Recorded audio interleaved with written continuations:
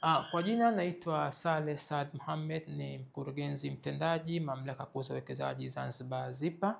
Naomba nichukue fursa hii kuwakaribisha wawekezaji wote kutoka ndani na nje ya nchi, lakini wananchi wote wa Tanzania kuungana nasi katika summit ya uwekezaji inayotarajiwa kufanyika siku ya tarehe 7 mpaka tarehe 10 visiwani Zanzibar katika eneo huru la uwekezaji Micheweni, Pemba.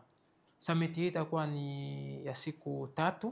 Itahusisha siku ya mwanzo uwepo wa michezo kwa maana marathon, walkathon, pamoja na engagement au mazungumzo na wananchi wa Pemba kufahamu uelewa wao wa uwekezaji, lakini pamoja na kurejesha kama wawekezaji kurejesha kwa jamii. Siku ya pili itahusisha summit yenyewe, na ambapo tunategemea wenzetu kutoka Afrika Mashariki na dunia nzima kuweza kushiriki.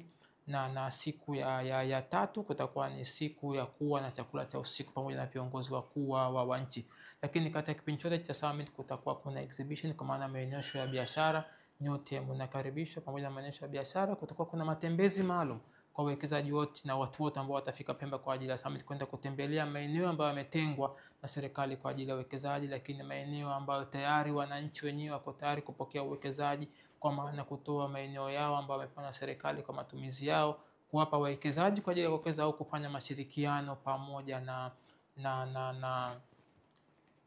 wawekezaji. Lakini zaidi ya hii tunawakaribisha na michezo wote. Tumeandaa utaratibu maalum kwa wana michezo, kwa maana kwa ile siku ya michezo ambao watajiandikisha kwa kufanya michezo, tutaweka usafiri wa bure kuanzia Unguja kwenda Pemba na kurudi, ili wajumuike nasi katika kuhakikisha michezo hii inakuwa vizuri zaidi. Na ni imani yetu kwamba michezo ni afya, lakini michezo